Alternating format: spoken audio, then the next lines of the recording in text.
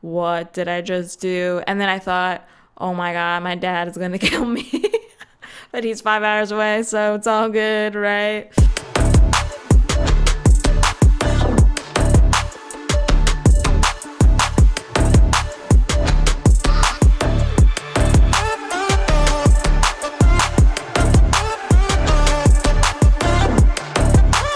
Hey everyone, welcome to the Big Dane podcast.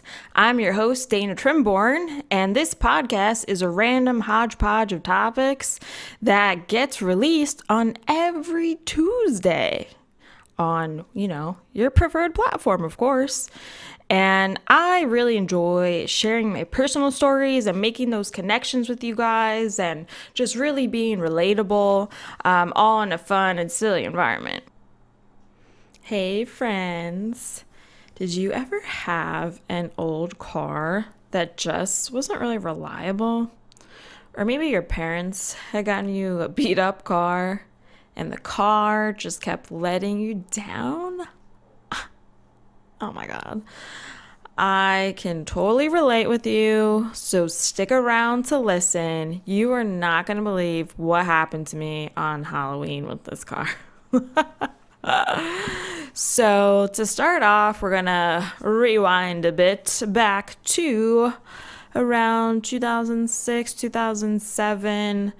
And so it's like, okay, I'm in high school and I have an older brother, and he was driving the old 93 Nissan Maxima. Okay. So now it's like, all right, well, I have my license too, like for some time now. It must have been, I think, maybe towards the summer, or maybe it was like the fall of like 2007. So I remember having my license for like a good chunk of time, and not just like 1 month, So that is the timeline, all right? And so my dad was thinking, okay, well, we have the one car, but it would probably be better if, Dana had a car too, just because we were both doing sports, gotta get to places, gotta go to the mall on Friday nights.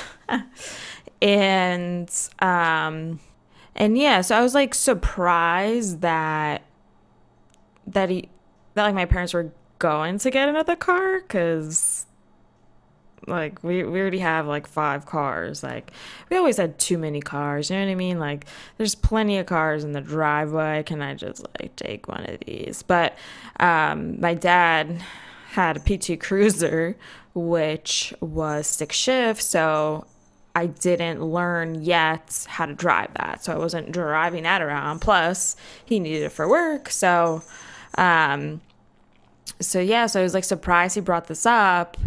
And I feel like it was like going to be my car, but I also thought and pictured that Scott and I, my brother, would kind of share this car too. You know what I mean? Because it's kind of like, all right, well, whatever car is left in the driveway, like, guess I'm taking the Maxima today.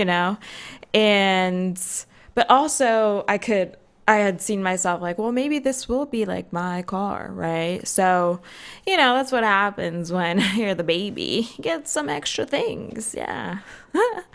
so, so that was surprising to me, and at the time, and this was like before my dad bought the car, and I'll tell you in a minute what kind of car.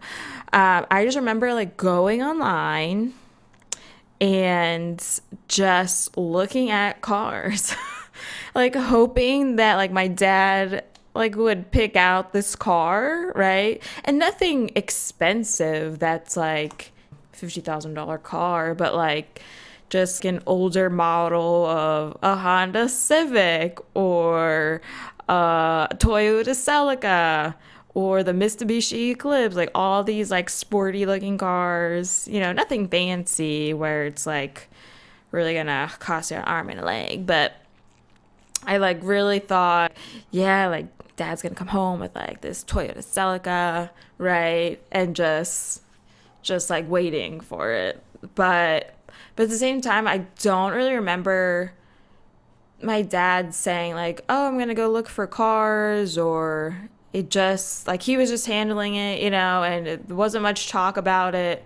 At least he didn't like really mention anything to my brother and I. It was just probably on the DL, like, you know, even with my mom, he probably only told her like, "Yeah, oh, we may go check out a car, or maybe not." But but yeah, so I just remember like one afternoon, like on a Saturday, that he just shows up with this car. And it looked horrendous. Guys, so this was a 95 Camry. Okay, dark green. This isn't even the best part. It looked like someone hit a bajillion golf balls into this car. So many dents, so many dents. Like what are all these indentations from? Like, who did someone take a baseball bat and just kind of like whacked it? Cuz maybe it's like, where did you even get this car? So, and I remember like opening the door and I could like smell of smoke, like cigarettes. And I thought, this is disgusting. And I thought, I'm going to drive this car. Like, what was my dad thinking? And what was cool about the car, which maybe some of you may not know, but this car was a coupe. So normally when you see, now take a look when you're driving now, because when you do see some like really old cars, like a 95, right? They're normally 4-door, right? This, nope, one of a kind. A rare 95 Camry coupe. I mean, how much better can it get here, right? And the car had about 60,000 miles. So it was interesting. I was like texting my mom and my dad separately. I was like, how many miles did we have on that car? Because I had remembered like a lower number, like to start off with. And my mom's like, no, it was 150,000. And I thought, 150,000? That doesn't seem right. Like, are you sure you're not talking about like your car, like your Nissan Maxima that had a bazillion miles? Maybe. So anyway, my dad was like, yeah, it was about, 60,000 miles or so. So, I mean, that's like not that much for it to be 95 and then it was 2007. That's not that much. So, interesting. But yeah, like as I'm looking at this car, looking like so hideous, I thought, what the hell? And my dad's response would have been, well, I got a good deal. But did you get a good deal, Dad? Did you? Because so my dad, has been retired for a little bit now, but he used to work at Allstate as an agent, had his own book of business, right? So he met so many customers. You start to get to know these people pretty well, and their profession and whatnot. And so anytime there was like an issue or like something that broke in the house or landscaping, maintenance, whatever, my dad would always like know someone. Oh yeah, like let's just call Bob. Yeah, we'll just call Bob. Yeah, no problem. And it would amaze me because I thought, how does he know all these people for all these different jobs? But I guess, when you work there for like over 30 years and you have all these customers, I mean, not everyone's going to have the same profession. Am I right? So yeah, like let me get out my Rolodex and find Bob and Bobbert. So, yeah. So what happened with the car, because of all the dents, it smelled like smoke, like so disgusting. My dad had to get it buffed out. So it's like, all right, wait a second here. Let's back up. All right. You pay how much for this car? And now you have to do extra work for this car?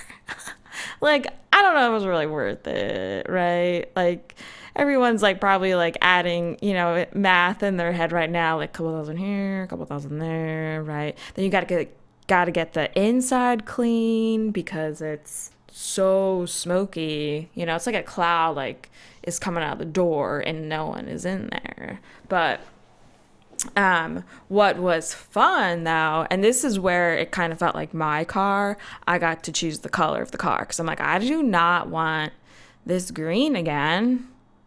No. So I got this midnight blue. Pretty jazzy. I know.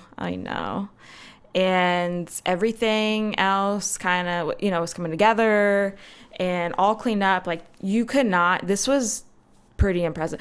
The inside, you could not even tell it was someone smoked. No idea. Zero idea, right? Nada. And so I thought, all right, I'm ready to drive this thing. I'm going to go drive myself to SolidWorks. Like, this is awesome. Okay. So that was high school. Okay. And even maybe off and on, like maybe like Scott and I, yeah, we would toggle back and forth with the cars, but I mostly had at that point.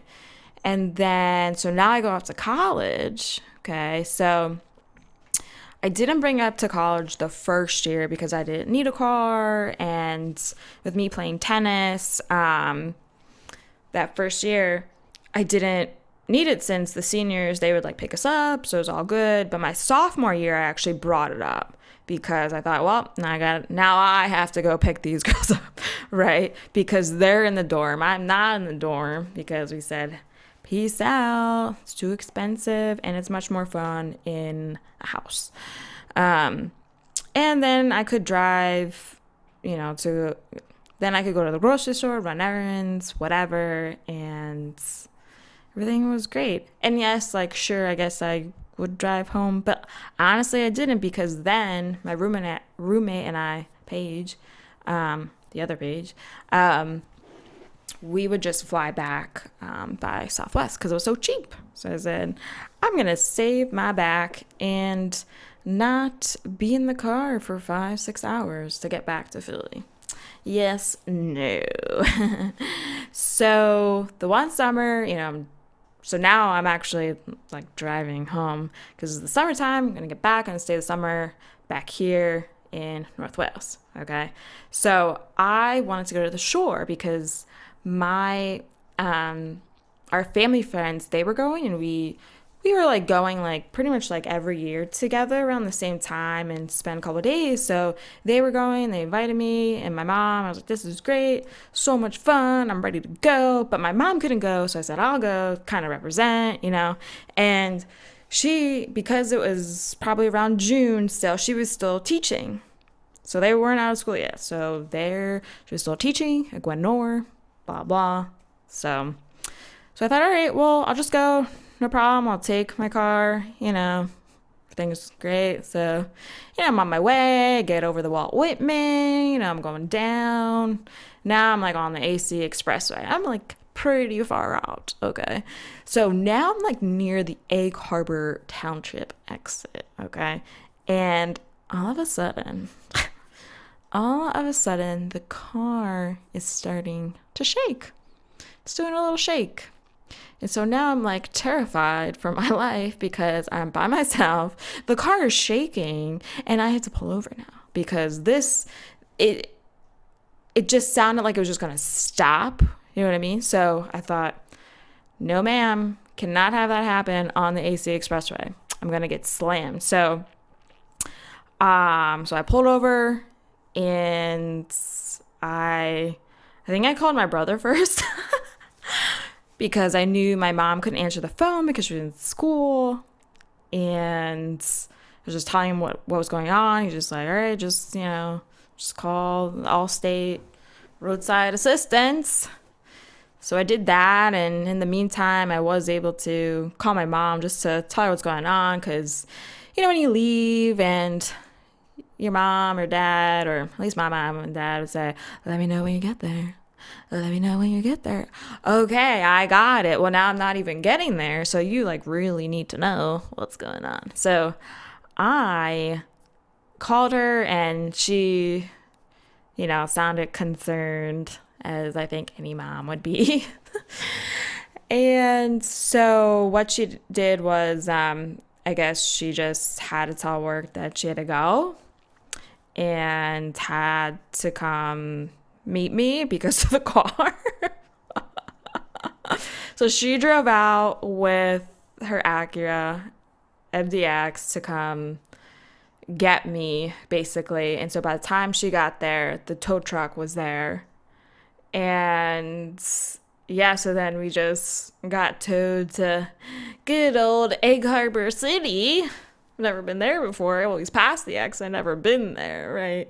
So she ended up, so she came down with me to the shore. So we both drove two of the cars because by that time, somehow the car was magically working after, the guy took a look at it and said, all right, this looks good now, which I thought the hell because I was literally just stuck. So yeah, so that happened. And then we both went to the shore. So she actually ended up getting to see her friends, which was cool. So I kept the MDX there with me to get back. And then I don't know how my mom got back, but she did somehow and was fine in the car. She took the Camry back because she just stayed for the day. Like she couldn't stay overnight because of work. So I can't imagine what the conversation was like when she got home and like talked to my dad because, yo, what's going on with this car? I told you not to get this car. Why'd you get this car? Right? I bet probably. But, and that was just like one of the times that it happens. I mean, there's definitely like another time when I was actually coming back home from school. I was staying the summer there and I was popping back from, it was going to be like 4th of July. So, I'll like surprise them. Literally the same shit happened. Same shit. I thought, what the hell? Because why is this always, it's always with me. I'm getting stuck. Sure, I have the car most of the time. At the same time, maybe my mom or dad has to run an errand. They're going to take the car, right? So, oh my gosh, so many times I've gotten stuck in this car. Ugh, not so fun, especially when you're on the highway. Like, why didn't this happen on like a normal road? Of course not, because that's too easy. So now I've been at school. Okay, so now this is like junior year. Actually, I lied, senior year because it was the fall. So this is Halloween. This is the Halloween part, guys. So, as I mentioned in the beginning, so when I was at school up in Providence, it was Halloween weekend, 2011. We're about to throw down, right? Friends are over. We're pre-gaming. We're about to go to this party, okay? But the weather was terrible because it was snowing. Yeah. Okay, yes, New England does get pretty cold. But I do remember when I was speaking with my mom that it was cold here in Philly too. So it wasn't just like, oh, you guys are just so cold, like whatever, like where do you even live? No. So both, basically the Northeast are just so cold, right? And yeah. So my friends, we're getting ready to go. We're taking our last drinks of vodka and whatnot, because that's what we drank. Mixed drinks and just, had a heavy pour. So we're all going to go get in my car because normally we would probably walk, although it's like pretty far and Ubers and Lyfts didn't exist then. And a cab would take 10 years. So what we did was my friend was going to drive. So my friend was going to drive because she wasn't really drinking. And when I mean wasn't really drinking, she probably had one drink. Okay, so no one is driving drunk here. Okay, like, no. And so we go down the stairs and we get outside and we're all freezing our asses off. And I can just see that the car is just frozen. It's frozen. So I'm like, let me. And I remember I was trying to open the driver door because it was a coupe, right? I had to let the seat down. So I wanted to make sure like my friends like knew like, hey, like you have to like go in this way. So, okay. So I am literally like trying to open this door. It's just like not happening. It's not happening. I thought, shit, like we're trying to get to this party. Like, what are we gonna do? And so a couple of my friends are like trying to open it. It's like not working. And I feel like what I should have done and didn't think of it because I was like drinking is probably to get like hot water just to pour over, right? As long as it's not boiling, just so you could actually like open the door. What I didn't try was the other door, just to let the other door, meaning the passenger door, to have some of my friends get in the back. That's what I didn't do because I thought, oh, well, it's no problem. I'll just like open the door. It's like not a big deal. And so now I'm trying again. I'm trying to open this door and I am yanking on the door handle. Literally yanking on it. I am pulling with like all my energy. This door was so difficult to open. And before I know it, like I was pulling on it so hard that now the door handle is in my hand. I felt like I had to do a double take. What did I just do? And then I thought, oh my God, my dad is going to kill me. But he's 5 hours away, so it's all good, right? And I feel like I remember taking a picture, like I think I just had a smartphone then, like just got one. I remember taking a picture of it, like sending it to my mom, and it was just absurd. I could not believe it. Everyone is cracking up. I have the door handle in my hands. Yeah. So now, yeah, so now the door still isn't open, guys. I only ripped off the handle. The door is still shut. So now this is when we tried the passenger door. Doesn't the passenger door open right away? Guess it wasn't as frozen. Yeah. Like, what are the chances of that happening? So now we all get in the passenger side door. My friend, and she's much taller than me, although everyone's much taller than me, but she had to, because she was driving, she had to like cut across the seat to get into the driver's seat. Oh my gosh, this was just such a mess. And I just like could not believe it. But I thought, I'm putting the handle in my purse. And I just remember going around the party like, yo, look what I got. Look, I got the handle in my purse. Like, I'm so cool. My Camry. But, I mean, what is that? Has anyone done that? Maybe? Wow. That would be pretty interesting too if you did that. But obviously, they didn't make the handle that great if I could just pull it off. I mean, I know I'm pretty strong, but let's be real. And one other thing too, I'm actually remembering now, a quick little story. When I had the car at home, we were like, I guess maybe we had to get it fixed or something was happening, and then the C fell off. The letter C in the back of the car for a Camry fell off. So my dad put it on the side near like our pathway and kind of near like the garage. There's like a little piece of cement that like kind of outlines the plants, if that makes sense. And so it was there. And then I guess the next day there was like landscaping people coming by. And I'm like, Dad, what happened to the sea?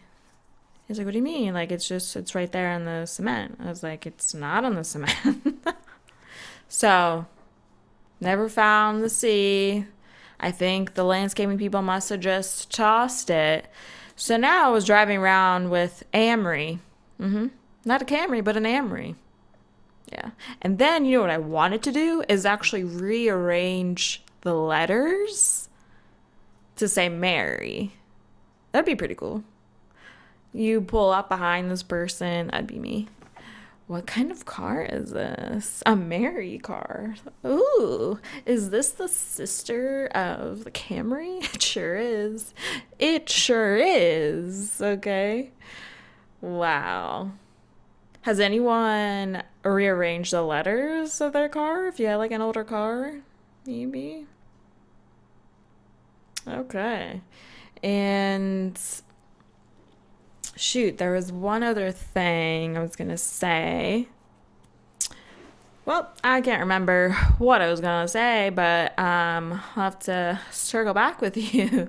I had to do something with the letters, and we're rearranging the Mary car, and I don't know. But all in all, with this car, the funny thing is that my dad never got stuck in the car.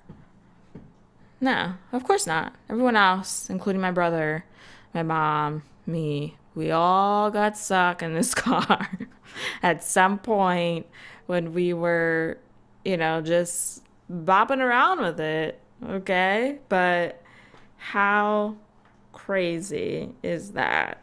But have you ever gotten stuck in your car, or maybe like an old beat up car? Do I still have the car? Is that what you're asking? No, sir. Nope, because we sold that in, let's see, it was the first time when I lived here in Conchi. So probably it was like 2016, fall of 2017, and we sold it, and I was like, oh my gosh, I can't believe we're selling it, like so many wild times with this car. And that's when I bought my Subaru Impreza hatchback, metallic gray, sunroof. Yeah, fully loaded, folks. Fully loaded, because I thought I need a reliable car. I love hatchbacks. We're gonna do it, and that is that. All right, so I hope you really enjoyed this episode. Tell me some of your stories that you have, and love to hear it. And if you really enjoyed this episode, kindly leave a review. So just go to thebigdanepodcast.com/podcast and tap on that, write a review. Okay, and be sure to follow me on Instagram and Facebook at the Big Dane Podcast. Easy as that, my friends. All right, so have a lovely week, and we'll see you next time. All right, peace out.